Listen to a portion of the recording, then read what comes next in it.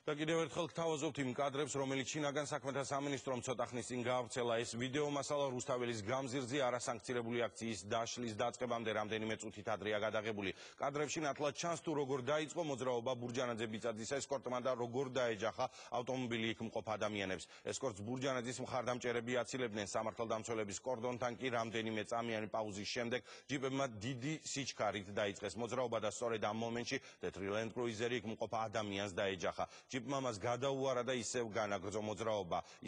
მან ისე გააგრძელა მოძრაობა, რომ არ შეჩერებულა. ამ დაჯახების შედეგად რუსთაველის გამზირზე 2 ადამიანი გარდაიცვალა.